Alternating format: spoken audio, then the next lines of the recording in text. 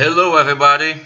Estamos de volta com os trabalhos das nossas aulas de teorias da museologia para continuar e encerrar nossa discussão sobre os museus virtuais, sobre os museus na era do virtual, né? Ou colocando um sugestivo ponto de interrogação aí, né? Os museus na era do virtual? Será que não? Não sei. Bom, hoje a gente ficou de discutir a parte final do texto.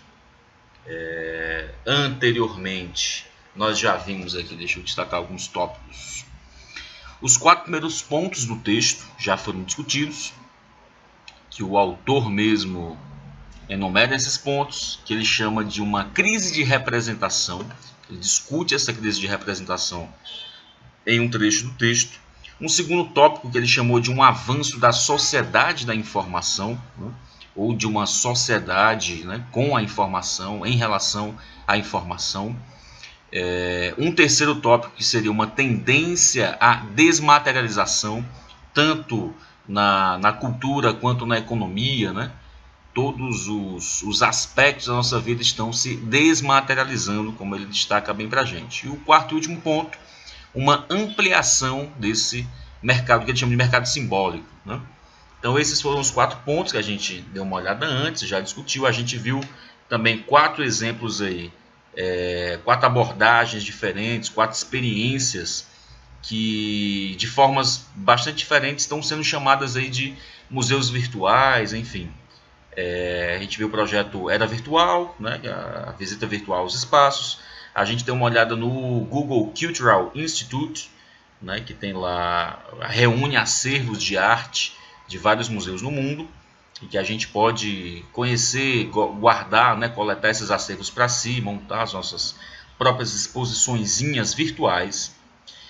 Um terceiro exemplo, que é o Museu da Pessoa, que é um projeto de bastante sucesso, que é feito aqui no Brasil mesmo, na cidade de São Paulo, que é um website, mas também tem uma sede virtual também que coleta depoimentos, né, de pessoas, vamos chamar as pessoas comuns, né, não de grandes vultos da história, mas de pessoas como eu, vocês, né, que estão abertas a dar o seu depoimento, porque enfim eles reconhecem que todo depoimento é de uma riqueza extraordinária. E a gente deu uma olhada num site de um museu, do Museu Tradicional, Museu Histórico Nacional, um dos museus mais importantes de história do país, e que tem lá um website com as informações que o próprio museu traz também. Então, um website de museu seria um museu virtual? Sim ou não? Não sei, né? Então, discutimos isso até o momento. O último tópico do texto que ficou para a gente discutir foi a questão a entrada mesmo dele da discussão sobre o museu virtual, propriamente dito. É a última parte do texto, que está começando lá na página 60. Né? Estamos discutindo o texto Os Museus na Era do Virtual, de Ulpiano Bezerra de Menezes.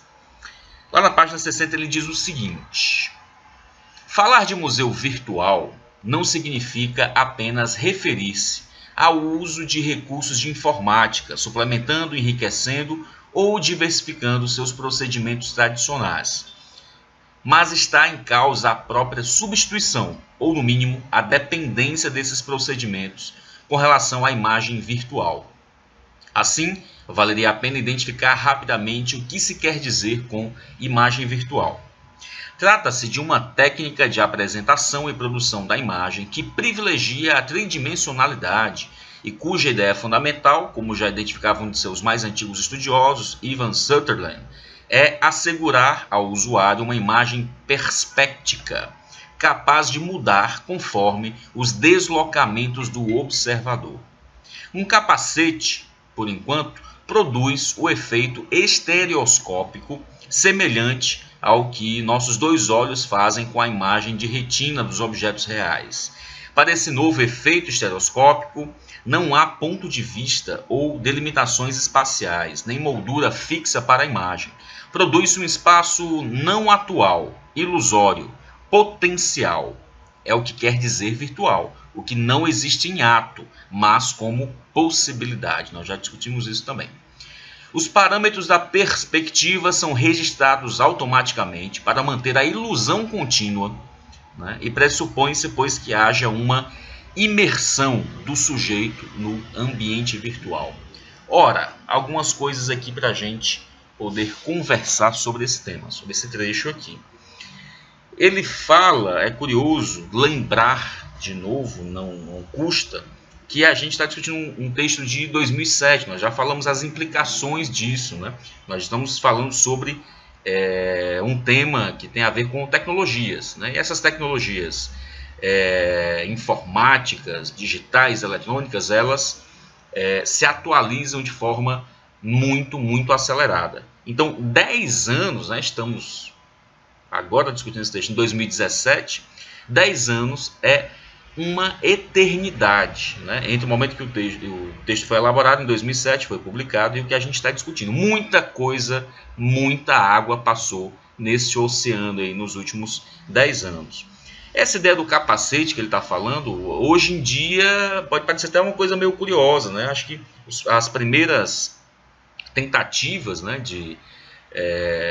dessa imersão a partir de imagens tridimensionais, de fato aconteceram com capacetes, né, com gadgets, né, com aparelhos desse tipo, dispositivos desse tipo, mas que hoje em dia, com a miniaturização, é isso mesmo, miniaturização desses equipamentos, a gente pode ter outras possibilidades.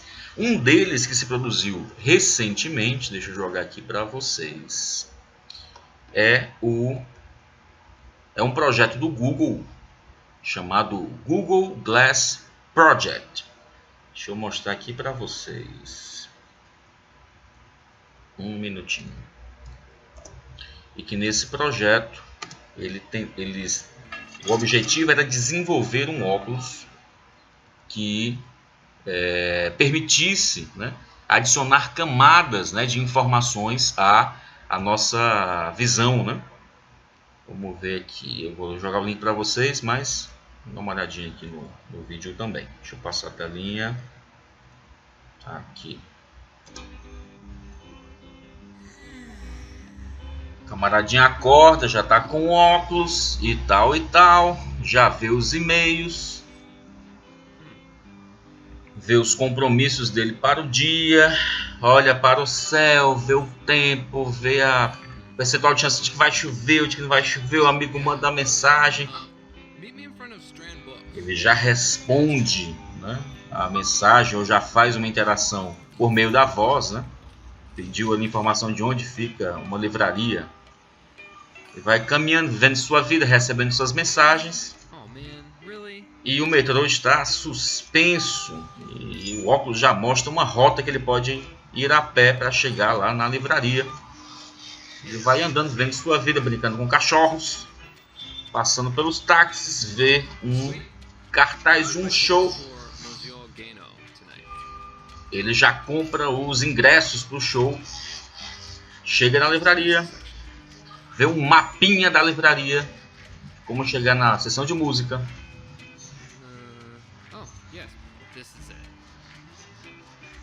Pega um livro de ukulele e recebe a informação de que um amigo dele na mesma área. Hey dude, how's it going?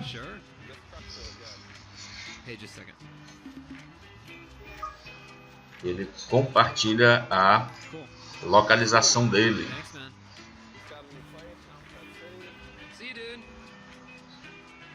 See you, dude. Olha que legal, uma obra de arte urbana. Compartilhar nas redes sociais. Aí a gata tá ligando, a gata corre. Jéssica quer falar com você. Hi, what's up? E aí, qual é? Quer ver um negócio legal?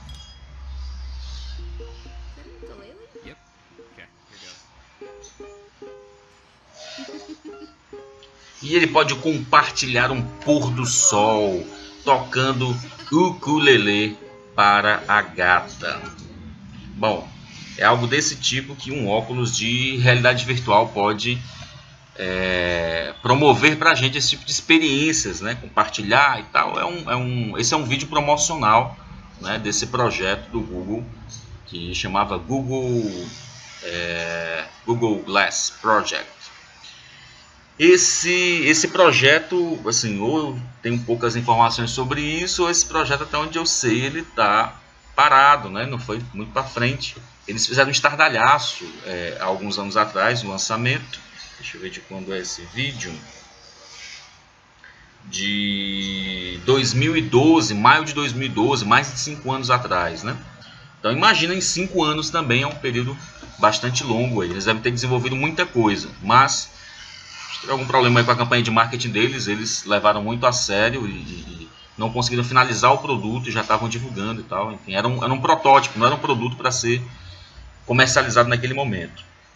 E ali, naquele momento, só se discutia, o produto não estava pronto ainda, mas já gerou uma série de polêmicas, né?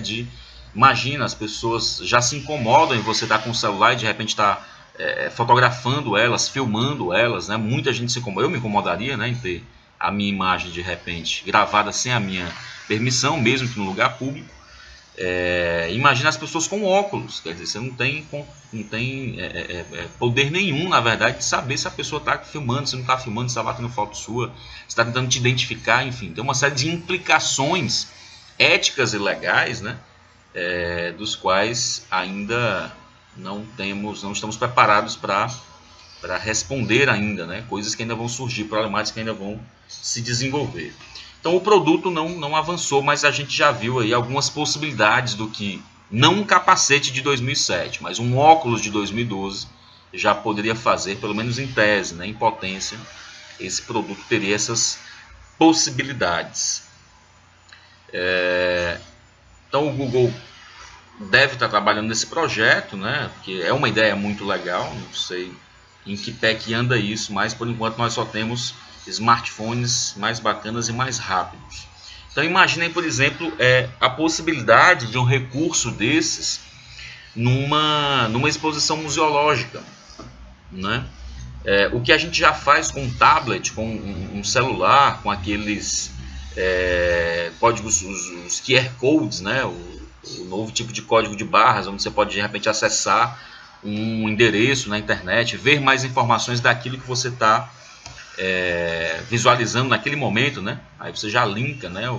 Na TV a cabo, eles chamam isso de segunda tela, né? Para quem fica assistindo a série, acompanhando um conteúdo ao vivo e ao mesmo tempo ligado no celular, pegando mais informações sobre aquilo, né? Eles chamam de segunda tela e alguns canais já têm inclusive aplicativos específicos, né, para acompanhar. Você está assistindo um jogo de futebol, por exemplo, na Copa do Mundo, na última, agora a gente pode acompanhar isso. Vários portais, vários sites, TV Globo, enfim, vários equipamentos de mídia aí disponibilizaram aplicativos para que a gente pudesse acompanhar em tempo real estatísticas dos jogos, né? Informações de tempo, enfim, uma série de informações que a gente já poderia, né, conseguir na internet com a busca rápida, mas que já estão ali concentradas informações que são úteis para quando você quer assistir um jogo de futebol. A escalação do time, por exemplo, né? Você não está lá na hora que o Galvão narrou quem é que estava escalado para o time. Para começar o jogo, chegou 5 minutos atrasado e não sabe se o camaradinha está jogando ou não está. Está lá na segunda tela, você vai no aplicativo, quer dizer, são camadas de informação que se adicionam à experiência real, né? Seja um jogo de futebol que você esteja assistindo, ou seja, uma exposição que você esteja visitando. Então, um celular e um tablet, enfim, já dão essas possibilidades, esses dispositivos móveis, né? Um óculos, então, seria uma coisa surpreendente, né? Imagina que legal você ter a visão do Exterminador do Futuro, cara. Você vê as coisas assim, passando os numerozinhos e tal. Informações em tempo real, né? Diretamente na sua retina. Ele fala até de um dispositivo aqui, uma tecnologia chamada RSD no texto, que eu não conhecia. Eu joguei aqui no Google, dei uma googada e descobri que é uma tal de uma Retinal Scanning Display. É uma amostragem, uma exibição, né, diretamente na retina, né? seria um tipo de holograma, né, que seria projetado na retina, né, que a gente poderia ver as imagens com bastante qualidade. Não sei em que pé que anda também isso, não sei se isso vem sendo desenvolvido ainda. Então, várias possibilidades aí que a gente teria, né, dessas novas tecnologias estarem e já estão, né, ocupando espaços aí nas nossas exposições, né, nas nossas visitas às exposições museológicas. Na página 61, ele diz o seguinte: com efeito, o museu virtual não é mais virtual, ele existe, né? Na prática ele já está, né? Experiências de virtualização como essas que a gente está falando, elas já existem, né? No final da 61 ele diz o seguinte: o que estas manifestações expressam é que a cibernética se introduziu no museu não como recurso para caucionar e reforçar sua especificidade, que é a especificidade do museu, que é o seguinte, que é a de operar com segmentos do universo material em que estamos profundamente imersos. Não como instrumento alternativo de ação, mas como geradores de uma nova personalidade, chave que tornaria obsoleto tudo o que até então constituíra um referencial para a nossa percepção. Dois traços costumam ser apontados como os maiores benefícios trazidos por esses tipos de desenvolvimento: sua disponibilidade ilimitada e a capacidade de interação. Seria conveniente comentá-los preliminarmente. Ele destaca esses dois tópicos aí para a gente falar dessa experiência interativa, né? Essas manifestações que a gente pode ter agora com essas novas tecnologias a partir do museu. Primeiro tópico: assim, uma disponibilidade de tempo, lugar, recursos, beneficiários muito mais ampla do que a que pode ser oferecida pelos meios tradicionais de que dispõem os museus. Sem dúvida alguma, tal ubiquidade é uma vantagem e a ampliação de horizontes é altamente benéfica. Ele fala ubiquidade seria um tipo de uma possibilidade de você estar presente em todos os lugares. Isso seria uma ubiquidade, um tipo de onipresença, né? Não acredito, porém, só mais um comentário, que essa onipresença seria justamente o fato da gente poder carregar para todos os lugares onde a gente está esses dispositivos móveis, né? Então a gente pode estar ligado em tudo ao mesmo tempo agora, né? Não acredito, porém, que nas atuais condições sociais se possa falar de uma democratização cibernética do museu. Problema que se insere no debate a que antes se aludiu, a propósito da internet. Os filtros econômicos e os socioculturais continuam determinantes. Antes de mais nada, é preciso levar em conta o acesso aos equipamentos e programas e a competência operacional que nossa sociedade está longe de fornecer na mesma escala com que o fenômeno se instala. Em suma, falar de inclusão digital soa ingênuo ou enganoso. A inclusão só tem sentido se global, política, econômica, social, cultural.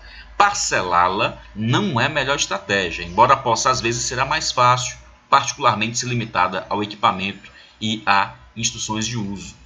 Por outro lado, aqui também age o mesmo mecanismo que transforma a informação em mercadoria. Além disso, é preciso estar atento para os contextos de produção e controle. Vamos devagar, porque é muita coisa para a gente processar. Peraí. Primeira coisa que ele fala, ele faz uma crítica à tal da inclusão digital. Ele está, de novo, vamos aludir ao período, né? Localizar o nosso autor e nosso texto aqui no tempo e no espaço. Ele está falando isso em 2007, né? A gente ainda tinha, de repente, em 2007, um cenário muito diferente do que a gente tem hoje, né? Ainda se estava lutando por uma ampliação, por um acesso maior a essa inclusão, se convencionou chamar de inclusão digital. O próprio acesso à internet, o acesso a tecnologias, a dispositivos móveis, né? Então, em 2007, eu me lembro bem, a nossa situação era, para muita gente que não tinha acesso à internet, não conseguia acesso à internet, a gente tinha os tais cybercafés. Eu acho que eles estão meio em desuso hoje, não sei se de repente ainda existem, eu é que estou por fora da moda, não sei. mas tinha uns tais cybercafé, era muito comum, né? Você ir para ou lan house também, né? Você ir para um espaço onde você podia acessar a internet, em especial em lugares aonde não tinha conexão à internet. Eu lembro em 2007 eu estava dando aula em uma universidade no interior do Ceará, e eu precisava lançar as notas, fazer alguma coisa do tipo, e não tinha conexão à internet em lugar nenhum, só tinha na lan house. Então eu teria que ir à lan house para conseguir lançar as notas, ver os meus e-mails, enfim, me atualizar do que estava acontecendo fora daquela cidade que eu estava sem conexão. Hoje em dia isso ainda acontece, é óbvio, né? Às vezes na mesma cidade você está sem rede, né? Sem acesso à internet no celular. Mas a situação é outra, né? Como a gente falou lá 2 aulas atrás, o iPhone, né? Dispositivos móveis como o iPhone, né? Que o iPhone inaugurou, né? Essa possibilidade, eles possibilitaram essa miniaturização do acesso à internet. Então, celulares, né, dispositivos móveis como celulares, eles hoje têm uma capacidade de computação extremamente elevada, né? Então, além da questão da rede ter se expandido também, então as operadoras já ocupam aí um largo espectro aí da eletromagnética no país inteiro. Então, hoje é muito mais comum você ter acesso, você estar numa área que tem uma rede celular e assim podendo acessar a internet por meio de um aparelho móvel, do que em 2007. Então, a gente tem os meios, pelo menos, né? É óbvio que isso não resolve a questão social, que é a possibilidade, né, os meios econômicos também, que todo mundo tenha esse acesso. Mas os meios técnicos, pelo menos, melhoraram bastante, né? Então, qualquer pessoa com aparelho mesmo de baixa potência, mais barato, a gente consegue acessar a internet. Então, essa é a questão da inclusão. A gente mudou um pouco em relação a isso. Ainda não é universal, não é gratuito, né? Mas a gente avançou um pouco aí, pelo menos, nessa questão da inclusão digital. Um outro ponto que ele fala é de que esse mesmo mecanismo poderia transformar a informação em mercadoria. Além disso, é preciso estar atento para os contextos de produção e controle da imagem, cujos riscos de monopolização, pela sua escala, absolvem qualquer museu tradicional de todo o monopólio ideológico que sua história possa comportar. Convém, pois, sublinhar que, como mercadoria, a imagem virtual estará subordinada aos imperativos da oferta e da demanda, à lógica do investimento-retorno, às exigências insaciáveis do mercado. Vamos pensar no seguinte aqui, olha só. Vocês acham que mesmo contando com imensos recursos para a criação, né, e o baixo custo de manutenção, um projeto como esse do Google Art Project, né, que a gente viu lá que era a digitalização que o Google promoveu em vários dos acervos, né, em vários museus no mundo inteiro. Mesmo com esses imensos recursos, né, que o Google gastou e tal, esse projeto, o Google vai investir para digitalizar, vocês acham, a coleção do Museu de Arte Moderna de Nova York ou a Galeria de Arte Álvaro Santos, lá ali na Praça da Catedral de Aracaju, né? Vocês acham que essas iniciativas de promover uma democratização, maior acesso, né, à cultura, à arte, o que quer que seja, essas iniciativas atendem a uma demanda cultural de democratização, de divulgação, de acesso à arte, ou a uma demanda de mercado? Para vocês pensarem aí, né? Então, é a gente pensar que tudo, né, todas as esferas, né, da economia, da política, da cultura, enfim, elas estão inseridas hoje, né, inegavelmente dentro dessa lógica de mercado, né, que a gente não pode ser inocente, né, de achar que a gente pode sonhar com um mundo, né, nesse momento, que não se dizer, né, ideologicamente ligado a A, B ou C, né? A gente pode ter ideias, né, que jogam a gente para fora, mas a nossa prática, inegavelmente, né, todos estamos inseridos dentro dessa economia de mercado. Então, cabe a nós minimamente pensar sobre essa situação. né? Saber que a gente se localiza e que os museus que a gente pensa também atendem a essas lógicas de mercado, também estão inseridos, né, nesse mercado, todas as políticas culturais, né? Então a gente tem que saber se posicionar, saber refletir sobre isso também. Próximo ponto. Quanto à interação, igualmente, há um espaço aberto para um potencial de sociabilidade diferente daquele que as comunicações oral e escrita cristalizaram durante séculos. No entanto, a comunicação inovada pela eletrônica e, em particular, mediada pelas redes informatizadas, é problemática e, por vezes, agrava as dimensões já críticas do sujeito e da subjetividade em nossa sociedade. Assim, é quase sempre impróprio falar de interação. Já em relação à imagem virtual, não há dúvida. O que ocorre é, antes, uma passividade gestualmente ativa. Ai, essa doeu. O nosso autor está dizendo aqui que toda essa nossa noção de interação, o que a gente chama de interação na verdade, né? Por exemplo, a gente mobiliza essa ideia de interação, a gente chama de exposição interativa, né? O museu tem uma exposição interativa. O que seria esse interativo? Vamos pensar aqui junto com o senso comum. Alguma coisa que a gente... Né, algum estímulo, né? Algo que a gente inicie um processo e que aquilo ocorra a partir do nosso toque, né? Da nossa voz, enfim.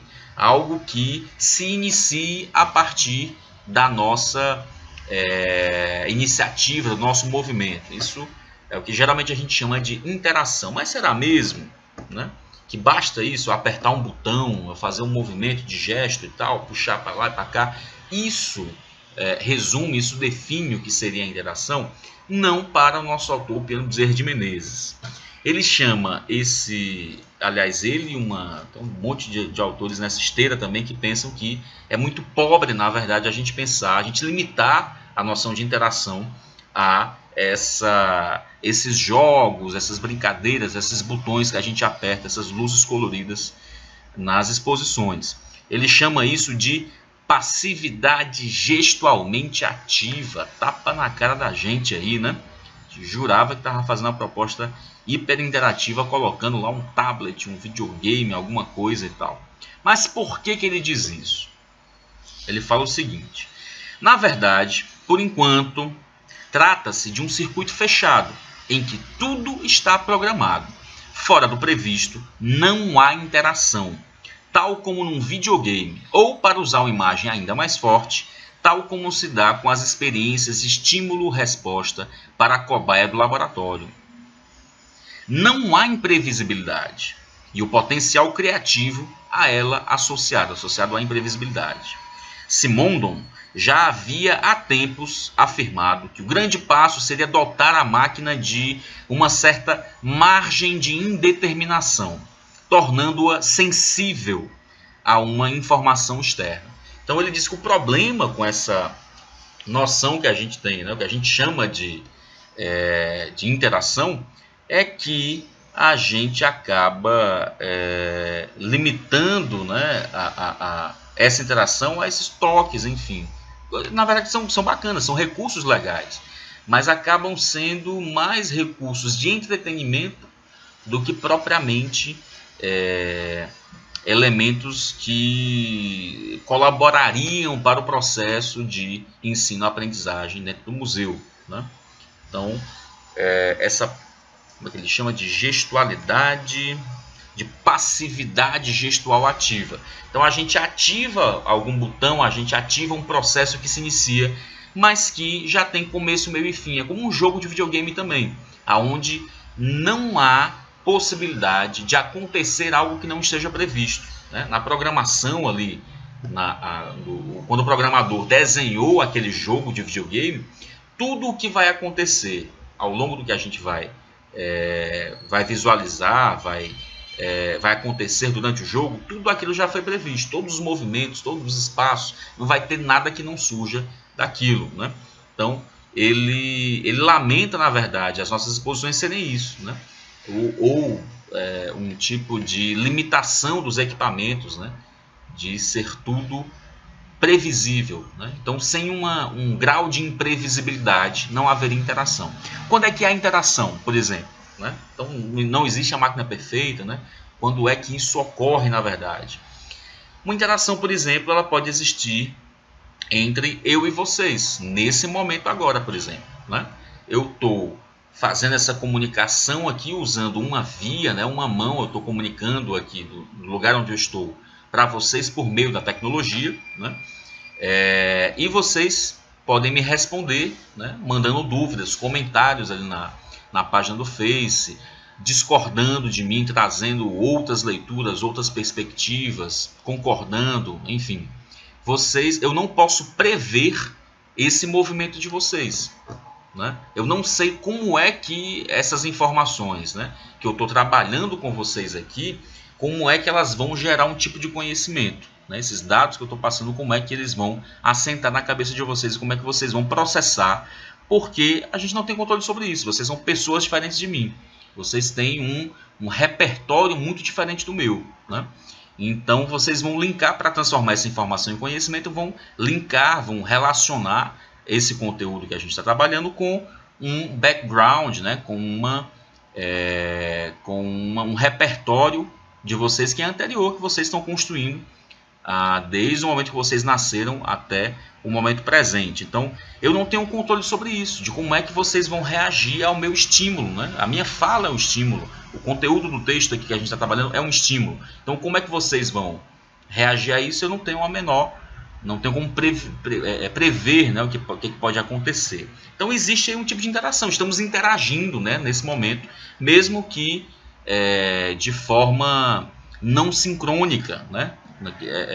Não é o mesmo sincronismo que acontece, por exemplo, em uma conversa ou numa aula presencial, né? Que eu estou ali falando e vocês já rebatem e tal, concordo, discordo, professor, acho isso, acho aquilo e tal.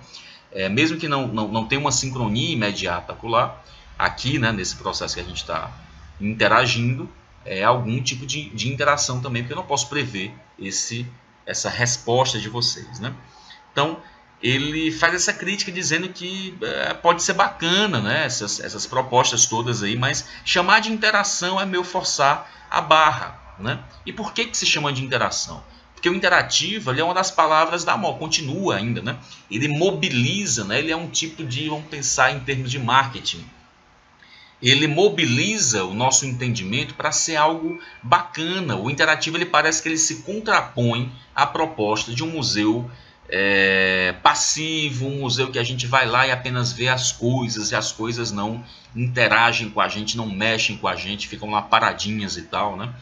Nenhum problema com esse tipo de museu também, acho que tem que ter, né? Acho que são experiências diferentes, mas de repente uma parcela do público aí tem essa expectativa de que as coisas saltem aos olhos, brilhem, né? Seja um espetáculo de luz e cores, etc e tal, que é muito bacana, mas acho que não é só isso, né? Se a gente reduzir o museu a esse fenômeno da comunicação, aí a gente acaba empobrecendo, né, várias possibilidades que a gente pode ter, às vezes, com uma relação passiva. Acho que não tem nada ademais nisso. Então, esse termo, né, chamar a exposição de interativa, né, um módulo interativo, né, ele mobiliza na nossa cabeça, é uma jogada de marketing, né? Ele mobiliza para a gente algo que é bacana, que é legal, que é divertido, né? Que eu vou lá apertar botões, ver luzes coloridas e tal, e as coisas vão saltar aos olhos, né? E provocar, né, muito mais os meus sentidos do que uma exposição não interativa, né? É meio que uma jogada de marketing aí também. Então, nosso autor, ele chama a atenção da gente para que todos esses efeitos aí, né, audiovisuais, na verdade, eles não são interativos coisa nenhuma, né, se eles forem feitos desse modo, né, se forem apenas botões que a gente aperta e respostas já pré-programadas. Se a gente fosse voltar, por exemplo, na história dos museus de ciência, na verdade, que Almeida, Mortara, tem uma série de autores, autoras aí que se dedicaram a isso. Lá no início do século XX já existia, você tinha lá circuitos elétricos fechados, né, que não estavam visíveis ali ao público, em que, sei lá, tinha lá uma pergunta, ainda hoje é utilizado muito esse expediente também. Lembrei agora do Museu da Vale, em Belo Horizonte, por exemplo, que tem isso lá, né? Você tem uma pergunta que é lançada para você e tem uma resposta de sim ou não, ou às vezes 3 ou 4 opções e tal, e você aperta o botão com a resposta correta, né? Então o circuito já está feito acolá. Se você apertar no botãozinho e fechar o circuito, a luz acende, a resposta está correta, se não acende uma outra luz vermelha dizendo que está tudo errado e tal. Então esse expediente, né, de apertar botões para fazer as coisas acontecerem nas exposições, isso é uma coisa já bastante antiga. Talvez a gente tenha atualizado os meios aí, né? A gente tem formas mais bacanas, né? Efeitos mais legais de transição para poder fazer isso lá com tablets, telas sensíveis ao toque, mas é a mesma coisa, né? Em essência, meus amigos, isso não mudou. Lá na página 63 ele continua: assim por hora, como num jogo, contam a performance e seus efeitos gratificantes. Há sim investimento físico e emotivo, mas com frequência ele ressalta essencialmente os aspectos cinéticos, né, os aspectos de movimento, relativos ao movimento, que já tiveram denunciado seu caráter pernicioso nas técnicas de exposição ditas Itandrum, em que o visitante aperta botões e se vai antes da resposta ou do efeito produzido, mas como uma compulsão psicomotora do que como meio para alargar a percepção e a cognição. Trata-se de uma passividade vicariamente cinética. Ele usa uns termos, né, bastante rebuscados. O que ele está dizendo aqui para a gente? Esse exemplo, por exemplo, que eu dei da exposição, onde você aperta os botões e vê a resposta estiver correta, acende a luz verde, se estiver errada, acende a luz vermelha e tal. Essas exposições, na verdade, elas não são, já tem estudos que apontam que elas não são nada eficazes, né, para o processo de ensino-aprendizagem. Mesmo porque esses meios, esses botões, esses recursos, eles acabam chamando mais atenção pelo lado do entretenimento. Então, o que é que acontece muitas vezes? Eu já vi muito em exposição. Você sai apertando os botões para quem está lá à toa, de repente, no museu. A pessoa sai apertando o botão e nem espera o resultado para ver, né? Não termina o jogo porque o jogo, a proposta, na verdade, não consegue engajar o usuário, não consegue engajar o visitante da exposição. Então, antes mesmo de terminar, a pessoa já foi embora, já está vendo outra coisa e tal, né?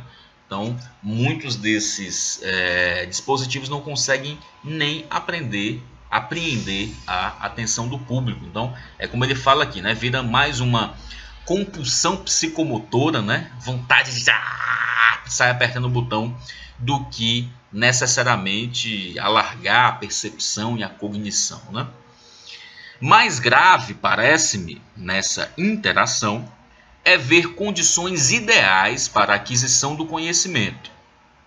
Para sua produção, evidentemente, tais condições são precárias.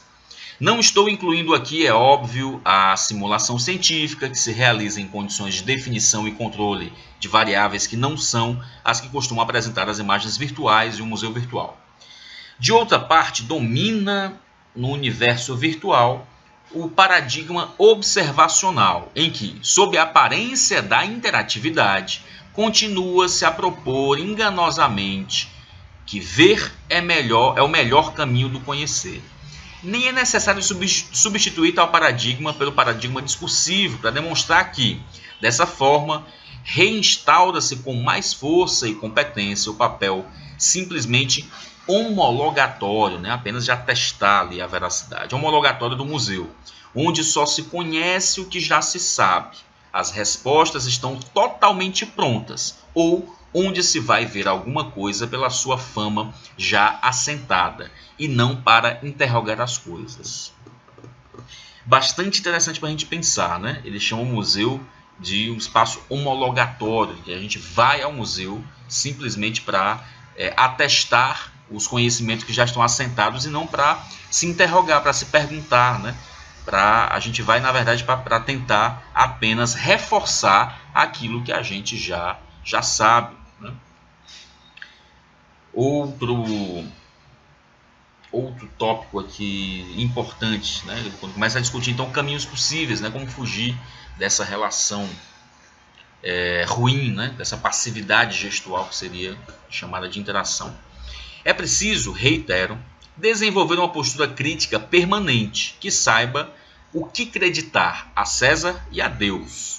Dito de outra forma, o que se deveria analisar não é uma eventual essência do museu virtual, mas um estado histórico e social de uma tecnologia agindo no museu e na sociedade.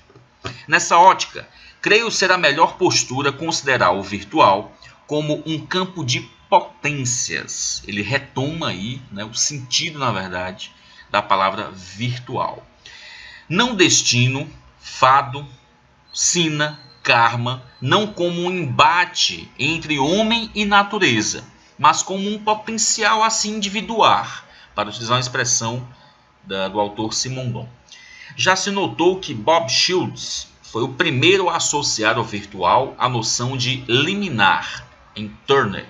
No seu estudo sobre as práticas rituais, Victor Turner definiu um estado de betwixt and between, né, no meio e misturado, estado de soleira, frontal, portal, umbral.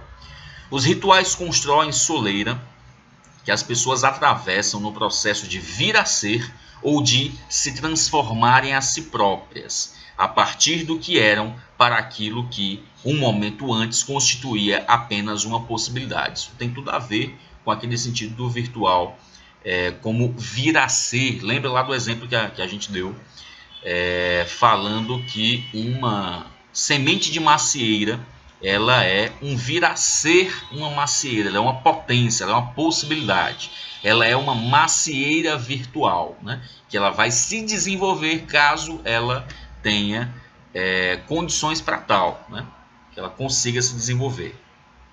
Em síntese, é preciso fazer do virtual um território de exploração e não de rendição incondicional ou de sedução consentida. Para melhor efetivar tal proposta, seria conveniente antes remover certas antinomias que impedem uma visão clara das coisas, né? Que ele fala, essas antinomias seriam uma contradição entre duas propostas filosóficas, né? Então, dois termos que contrariamente se equivalem, né? Que os dois têm a mesma validade, os dois têm a mesma lógica, né? Mas que chegam a conclusões bastante diferentes. Que antinomias é essa que ele vai colocar aqui para a gente? Por exemplo, a primeira delas é museu tradicional versus museu virtual. A cultura do museu, infelizmente, não conseguiu liberar-se de uma série de dicotomias que facilmente conduzem a opções de fé fundamentalista. Nas décadas de 60 e 1970, o tema era museu, templo ou fórum? Documentação, registro ou produção cultural? Mais tarde, a escolha fatal deveria decidir informação ou educação. Tais atitudes simplistas revelam falta de munição e, portanto, vulnerabilidade do museu, né? Nem sempre as escolhas, né? A escolha de Sofia ou é uma coisa ou é outra, né? Nem sempre a vida é simples desse jeito. Uma dessas perniciosas antinomias tem circulado recentemente. Acervo como coisas materiais ou como ideias, conceitos, problemas. Suzanne Kim não se constrange em multiplicar os binômios. Coleções ou pessoas, objetos ou informação, edifício ou processo, né? O museu como edifício ou museu como processo. Tal padrão, digno de Jack o Estripador, sob o pretexto de corrigir desvios, desequilíbrios e insuficiências do museu tradicional, simplesmente os agrava por ignorar a indissolubilidade dos termos que foram desarticulados. Daí se passa para a funesta questão que cada vez mais vem ecoando. Pode haver museu sem acervo? Né? Vamos fazer aqui aquela cara assim dramática. Pode haver museu sem acervo? Será que pode? Será que não pode? O que o autor diz para a gente sobre isso? Claro que pode. Costumo, porém, acrescentar. Pode, mas como pode haver mula sem cabeça, embora soltando fogo vistosamente pelas ventas? Em outras palavras, a pergunta está mal colocada. A mula sem cabeça é parte de nosso mundo real, na sua dimensão do imaginário. Como tal, é relevante para determinados efeitos, seja para induzir a certos comportamentos, seja para preservar certos valores, seja para castigar infratores, seja, enfim, agora do ponto de vista do observador, para entender o juízo popular e formas de sabedoria alimentadas pela moral católica, ou como moral popular, ou uma ética religiosa machista, etc. Isso tudo que ele está falando tem a ver com a história, né, da mula sem cabeça, na verdade. Mas se eu quiser transportar uma carga serra abaixo, melhor seria ter a mula completa, com cabeça e seus acessórios, principalmente com os olhos bem abertos. Se a pergunta fosse: tem sentido, no mundo de hoje, reservar uma plataforma apta a nos dar ou aprofundar a consciência em todas as suas dimensões do universo físico, sensorial em que estamos imersos? A resposta seria positiva e apontaria para o potencial que, para tanto, privilegia os museus.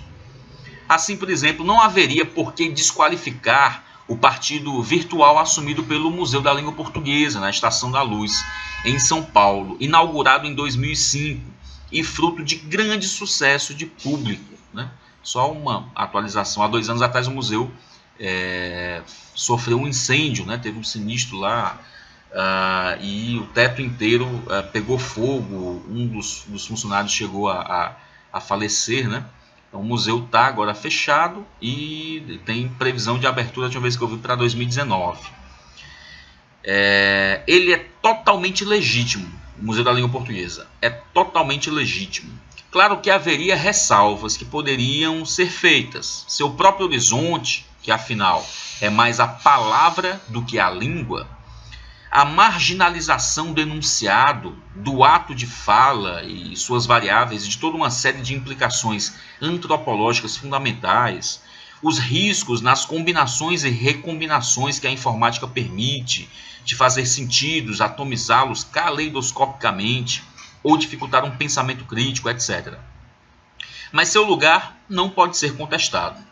O que pode e deve, sim, ser negado é apresentá-lo como modelo desejável do museu do futuro, destinado a substituir o museu tradicional. Então, essa é a grande questão para ele, né? Essa simplificação que às vezes se faz nas discussões, quando, por exemplo, a gente viu, né, um pouco nos textos anteriores, em especial o texto anterior dele, né, que tratava sobre isso, momentos em que haviam embates do tipo museu, templo ou fórum, né? Como se o museu só pudesse ser uma coisa ou outra, né? Essas antinomias, na verdade, esses versos, né? Uma coisa versus a outra, ou é uma coisa ou é outra, na verdade conduzem a gente a uma interpretação simplista da realidade, né? Então, o museu, a pergunta aqui anterior era o museu tradicional versus o museu virtual. Só pode existir um deles, né? Ou é uma coisa ou é outra, né? Inclusive, até fora um pouco do texto aqui, né? Mas convém, acho que, comentar esse termo, essa expressão museu tradicional, já bastante difundida, ele vem ganhando, vamos chamar assim, por falta de termo melhor, vou pegar um termo emprestado da história aí, da historiografia da museologia, né? Do escrever a museologia, do conjunto de textos que formam, né, que são a base, tem construído essa base teórica da museologia. Se tem construído a ideia do museu tradicional como algo necessariamente ruim, né? Ele já carrega um estigma de pejorativo, né? Então, o Museu Histórico Nacional, um exemplo que a gente deu anteriormente, é um museu tradicional, né? Então parece que é o fim do mundo, né? Todo museu ele tem que ser, né, uma proposta eletrônica, interativa ou comunitária ou isso ou aquilo e tal, que eu acho que não cabe a todos os museus. A gente pode ter uma diversidade, inclusive, de modelos, e isso não é um problema, né? Não é necessariamente o modelo de museu tradicional que é o problema. Acho que as relações que a gente estabelece com esse museu, os discursos que esse museu emana, talvez isso seja mais problemático. do que propriamente o modelo, né? Então, quando a gente coloca, inclusive nessa jogada aqui, museu tradicional versus museu virtual, né? Então a gente tem que tomar um partido, né? É um Fla-Flu, ou é o Flamengo ou é o Fluminense, é o Sergipe e o Confiança, a gente tem que torcer para um ou para outro, né? Esse museu tradicional aqui, ele já vem carregado de um estigma, né? De algo, deixa eu fazer um brainstorm aqui, ideias que o conceito de museu tradicional evocam na gente. Velho, depósito, antigo, chato, passivo, né? 500 outros adjetivos pejorativos que eu poderia utilizar aqui, né? Que a gente associa, às vezes até inconscientemente, a gente não pensa muito nisso. Mas eu acho que a bibliografia da museologia ajuda a gente a construir um pouco esse entendimento. Então o museu tradicional ele não precisa ser assim, né? Ele não precisa ser uma coisa ou outra, né? Então o museu tradicional ele não rivaliza com o museu virtual. São propostas diferentes que têm objetivos, meios, perspectivas diferentes, né? Não tem por que tocar fogo em todos os museus tradicionais, não é por aí também, né? Segunda antinomia aqui, material não material. O que é um tanto perturbador é que os museus estejam procurando encerrar seus compromissos com a dimensão sensorial da vida humana sem terem dado conta satisfatoriamente da materialidade do universo, cuja percepção e consciência eles poderiam ter aprofundado. Mas ele coloca, se quer levar em conta outros componentes da percepção sensorial, além do visual. Pior ainda, mesmo nos museus de arte, muitas vezes ocorrem reduções linguísticas por insuficiência no tratamento das formas visuais. Ele traça mais algumas antinomias aqui, né? Uma coisa versus a outra. Produtos ou processos. Vou pular alguns aqui. Passar para os que realmente interessam para a gente. Os que eu julgo mais importantes. Simulacro versus real. Sem preparo consistente dos museus, é claro que a imagem virtual será sempre um risco. É por isso que o simulacro tem sido motivo de tanto temor, como se fosse invenção do anticristo, ou inversamente, objeto de veneração, como se fosse um dom de Ptolomeu. O simulacro é a imagem tão saturada de autenticidade que não pode ser real. O único problema grave que ela levanta é ignorar do que se trata, é não dispor de elementos para situá-lo em sua ordem natural e, portanto, passar a tratá-lo como substitutivo do real, e não como interlocução que integra o próprio real, como uma das dimensões possíveis da imagem. Em suma, mais uma vez, o que se faz necessário não é eliminar o simulacro de nossas existências, coisa que, aliás, julgo impossível, mas dispor de elementos para o controle intelectual, político e social de sua produção, de sua circulação e de seu consumo. Duas imagens servirão para esclarecer essa proposta. Uma de natureza moral, derivada das críticas de Platão à confiabilidade dos sentidos, aos riscos da ilusão visual.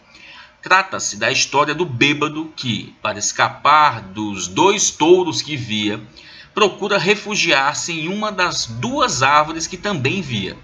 Por infelicidade, sobe na árvore ilusória e o touro empírico, o touro de verdade, o ataca. A segunda imagem, esta de natureza pragmática, refere-se a um filme em que Sylvester Stallone faz o papel de um boxeador no tempo da Guerra Fria, Rocky Balboa, e deve enfrentar um rival soviético, este apropriadamente chamado Drago. O Drago o massacra a ponto de um americano passar a ver 3 imagens ao mesmo tempo. No intervalo, antes do último round, seu treinador lhe dá um conselho providencial. Das 3 imagens, 2 são virtuais, que ele se concentrasse, pois, na imagem central, o que foi a sua salvação. A grande lição dessas histórias não é que a bebida ofusca a percepção, ou que a verdade está sempre no meio. É que a mímese jamais deve reduzir-se à semelhança, à aparência ótica. Do mesmo modo, a ficção, estou na página 68, do mesmo modo, a ficção não se opõe à verdade, mas é uma forma produzida pelos homens à procura de inteligibilidade. Manuel Castells propõe que se fale de virtualidade real em vez de realidade virtual, pois esta expressão pressupõe uma realidade que seria verdade, o meio em que vivemos, por oposição à realidade dos meios de comunicação e da internet, em que não vivemos. As duas realidades, contudo, imbricam-se sem distinção. Vale a pena encerrar estas considerações com uma referência mais direta ao mundo dos museus. Em primeiro lugar, impõe-se a aceitar o museu como espaço de ficção e não como mero espaço mimético, espaço de duplicação. Depois, é preciso reconhecer que o museu é inegavelmente um espaço privilegiado como laboratório da imagem, da representação, da percepção.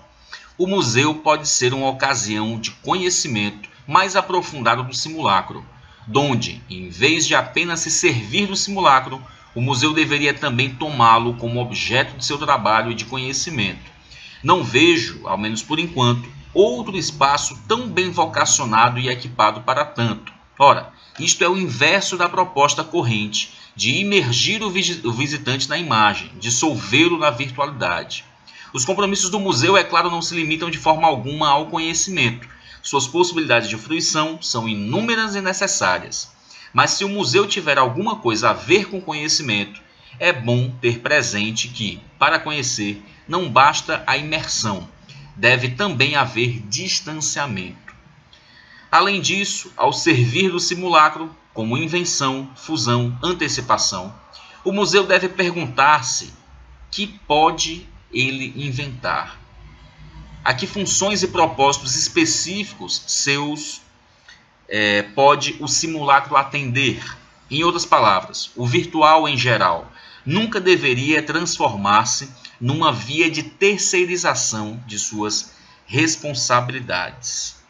Eis aí alguns dos tópicos que ele discute aí esses combates, entre uma coisa ou outra, Para fechar o texto, ele só destaca aqui para a gente, ele fala depois um pouco mais na frente sobre a necessidade de desnaturalizar o mundo virtual, ou seja, a gente pensar sobre ele não necessariamente confundindo esse mundo virtual, com a nossa própria realidade, saber que é uma coisa separada, ter esse distanciamento aí, para conseguir entender que ele é algo produzido dentro do contexto mesmo da nossa sociedade, conseguir olhar para esse virtual, se distanciar para poder conseguir enxergá-lo.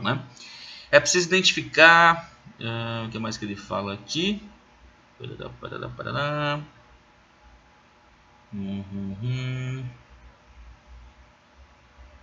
Mais uma vez, deve-se ressaltar a necessidade de alfabetização visual em nossos tempos, e, é claro, deve ser completada pela inserção do visual no multissensorial.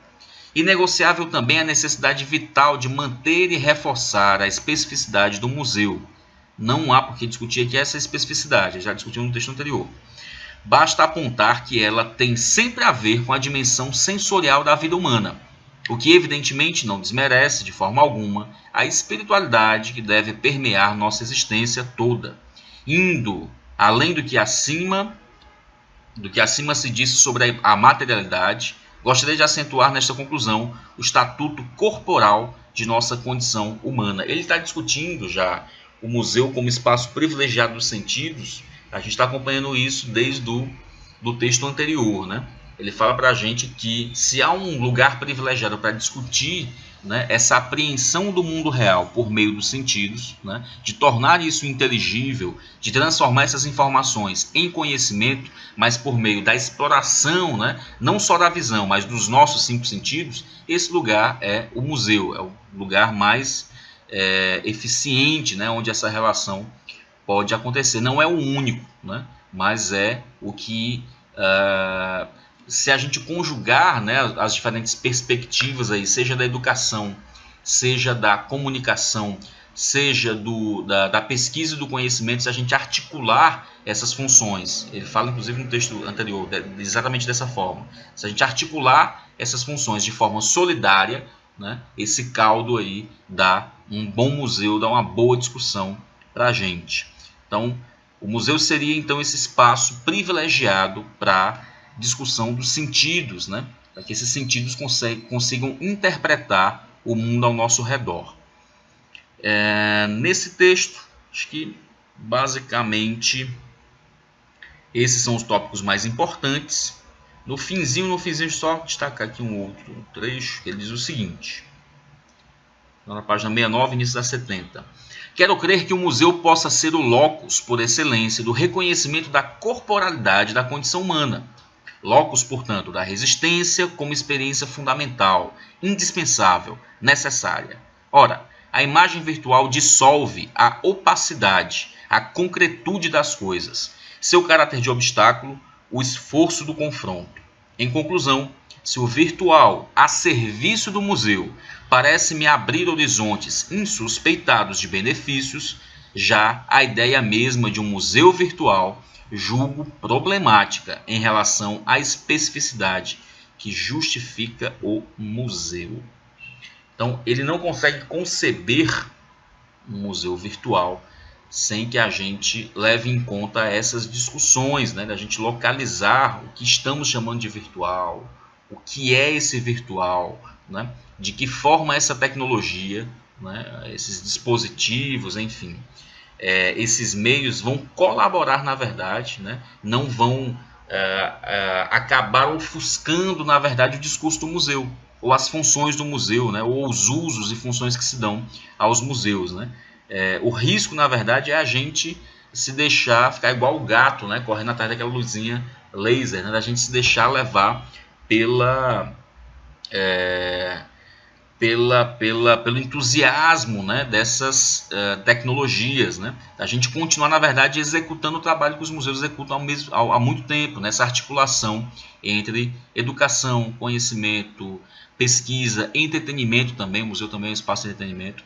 Então, um virtual, né, o dispor dessas tecnologias, mas que elas venham para colaborar, né, nesse sentido de tornar mais eficiente o meio de discutir isso com o seu público, e não para substituir, na verdade, essa relação, né, do real com o virtual. Bom, e para encerrar essa discussão aqui do Museu Virtual, eu queria mostrar para vocês um exemplo muito, muito legal de como não necessariamente essa discussão do virtual no museu passa pelo intermédio da alta tecnologia. A gente não precisa de grandes recursos para poder conseguir trabalhar esse virtual no museu. E também ele põe em xeque essa nossa noção de interatividade, né? De virtualidade, de camadas de informação ali sobre aquilo que a gente está vendo. Nesse exemplo aqui a gente vai ver as ruínas romanas Heidentor, né? Que também chamam Heathens Gate, no Museu a Céu Aberto de Petronell Carnutum, na Áustria. Deixa eu mostrar para vocês aqui. São essas ruínas aqui, são as ruínas romanas, lá na Áustria, no Museu a Céu Aberto. E que, olha que dispositivo muito, muito da hora. O que a gente tem? Uma placa de acrílico ou de vidro, isso não está muito claro aqui para a gente. Poderia ser um material ou outro, porque os dois são translúcidos. Montados aqui numa estrutura, né, de ferro, no espaço a céu aberto. O que a gente tem aqui é uma sobreposição da imagem do que seria, né, essa ruína se ela tivesse completa, né, o desenho, né, uma ideia do que seria o esboço dessa ruína completa, e as ruínas elas mesmas. Então a gente tem uma camada de informação sobre a imagem, vamos chamar assim, real, né, aquela imagem que é apreensível por meio dos nossos sentidos, aqui da nossa visão da verdadeira ruína, vamos chamar assim.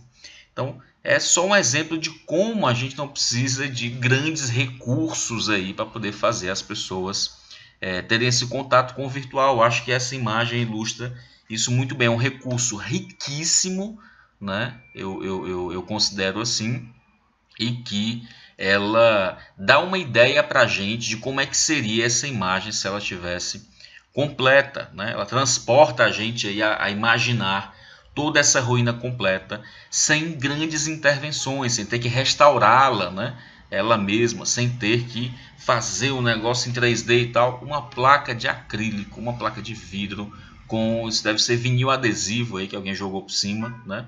Um desenho feito num programa CAD no computador, e a gente tem ideia de como é que seria essa ruína completa. Então é um exemplo fantástico aí de como a gente pode fazer a discussão desse virtual, dessas camadas de informação, desse potencial que não está lá, né? A ruína completa não está lá, que a gente tem, aliás, desculpa, o portal completo, né? A edificação não está completa, ela está apenas em ruína, né?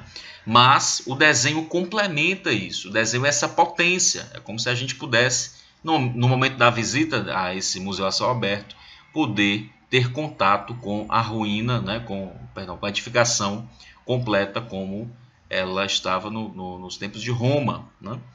Então, eis aí um exemplo muito bacana de que a gente pode utilizar alguns recursos criativos para poder inserir na visita ao museu, né, essas camadas de informação, não necessariamente por meio de recursos caríssimos. Então é isso. Acho que eis alguns tópicos aí dos mais relevantes, mais importantes para a gente discutir no texto e em relação a essa discussão do museu na era do virtual. Um grande abraço e até a próxima aula. Tchau, tchau.